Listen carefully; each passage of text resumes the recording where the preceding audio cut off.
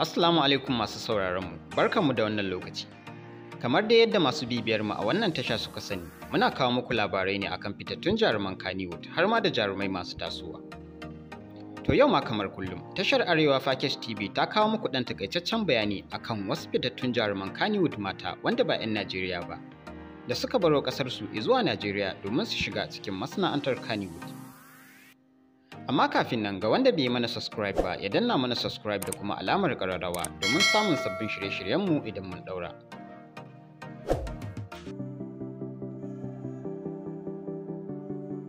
Jaruma ta farko ita ce Amina Muhammad, shahararriyar jaruma wacce an fi saninta da Amina Amal, wacce bafulatanar ƙasar Kamaru ce. Ta samo laƙabin suna Amal ne a fitaccen fim ɗin nan da ta fito mai suna Amal.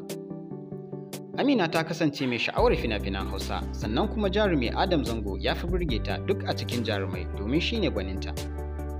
Jarumar ta shigo Najeriya domin ta fara harkar fina-finan Hausa, sannan kuma ta haɗu da gwaninta wato jarumi Adam Zango.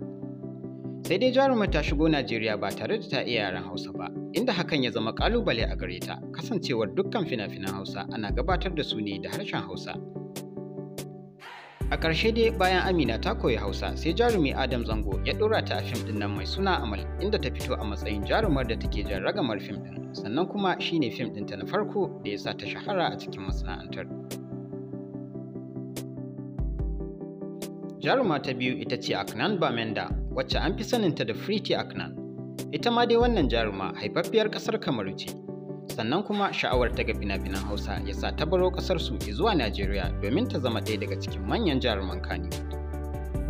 Aknan ta fara harkar fim ne a matsayin 'yan rawa, inda a yanzu haka tana ɗaya daga cikin manyan jarumai da ake gabatar da fitaccen shirin nan na farin wata sha kallo wanda jarumi Adam Zango yake gabatarwa.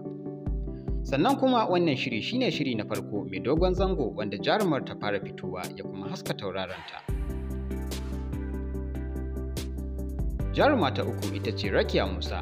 Wannan jaruma haifaffiyar ƙasar Nijar ce, sannan kuma ɗiya ce ga shahararren mawaƙin nan na ƙasar Nijar wato Musa Fossi. Rakiya Musa ita ma ta baro ƙasarta ta Nijar zuwa Najeriya domin ta shiga cikin masana'antar shirya fina-finan Hausa. Jarumar ta yi fice ne a cikin fim ɗin Aisha Humaira wanda suka fito tare da jarumi Adam Zango, inda jarumar ita ce ta ja ragamar fim ɗin. Hakan ya sa masoyanta suke mata laƙabi da Aisha Humaira. Amma ba kowa ya san cewa ita ce ta fito a cikin fim ɗin Aisha Humaira ba, kasancewar a yanzu yanayinta ya matuƙar canzawa. Bayan fim ɗin Aisha Humaira, ta ƙara fitowa a cikin fim ɗin Mai Jego, inda shi ma wannan fim ta taka rawar gani ba kaɗan ba. Bayan fim ɗin Mai Jego, jarumar ta ja baya ga fitowa a cikin fina-finai, inda ta koma fitowa a cikin bidiyon waƙoƙi tare da manyan mawaƙa irin su Hamisu Breaker, Garzali Miko da sauransu. Jaruma ta hudu ita ce Tumba Abubakar, wacce an fi saninta da Tumba Gwaska.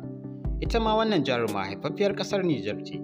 Ta kuma shigo cikin masana'antar Kannywood ne a shekara ta 2013. Sannan kuma ta yi fice ne a cikin fim ɗin Gwaska da jarumi Adam Zango. Hakan ya sa ake mata lakabi da Tumba Gwaska. Bayan nasarar da samu a cikin fim ɗin Gwaska, ta ƙara fitowa a cikin fina-finai irin su Basaja Takun Farko, A Cuci Maza, Basaja Gidan Yari da sauransu.